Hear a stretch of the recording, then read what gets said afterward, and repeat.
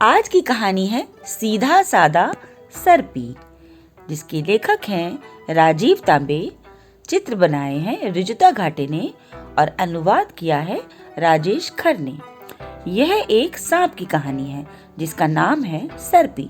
सर्पी सीधी रेखा में चलना चाहता है, पर क्या आपने कभी किसी सांप को सीधे रेंगते हुए देखा है? इसी उधेड़-बुन में जब सर्पी ने अपने आसपास देखा तो उसे एक सीधा सा जवाब मिल गया। क्या? आइए कहानी सुनते हैं और जानते हैं। एक घने जंगल में एक सांप रहता था।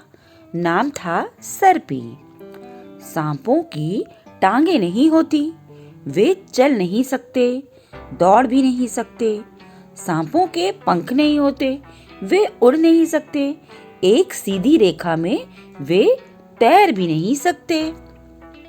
लेकिन सर्पी चलना चाहता था, दौड़ना चाहता था, उड़ना चाहता था और सीधी रेखा में तैरना भी चाहता था। वह हर पल यही सोचता रहता था, अगर मेरी टांगे होती तो मैं सीधी रेखा में चल पाता। अगर मेरे पंख होते तो मैं सीधी रेखा में उड़ पाता। लेकिन मैं कितना अजीब हूँ, ना तो सीधे चल सकता हूँ, ना सीधे दौड़ पाता हूँ, ना तो सीधे उड़ सकता हूँ और ना सीधे तैर पाता हूँ।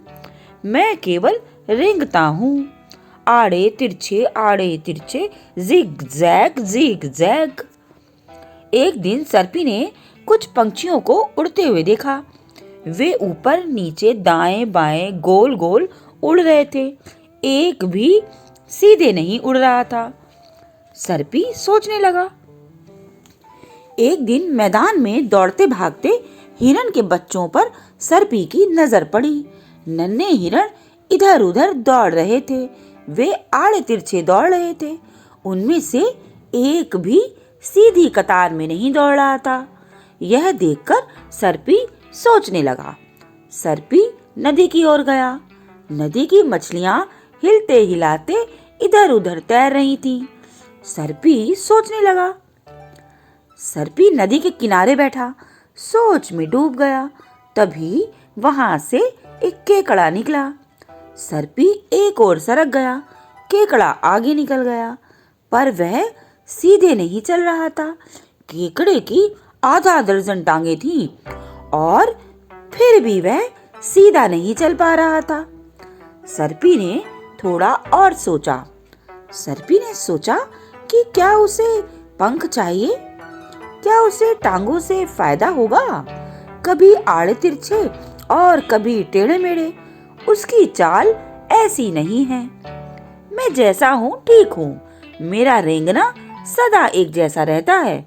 मेरा आड़ा तिरछा सरकना हर दिन एक जैसा रहता है और औरों की चिंता मैं क्यों करूं? तो बच्चों, है ना ये मजेदार कहानी। अब आप ये सवाल खुद करके देखिए। सीधी रेखाओं से 5 आकृतियां बनाइए और मजेदार चाल चलने वाले 5 जंतुओं के नाम बताइए। अपने आसपास देखिए, क्या आप कम से कम 5 ऐसी जीवित चीजें ढूंढ सकते हैं जो सीधी रेखाओं से बनी हो? तो जल्दी से उत्तर दीजिए।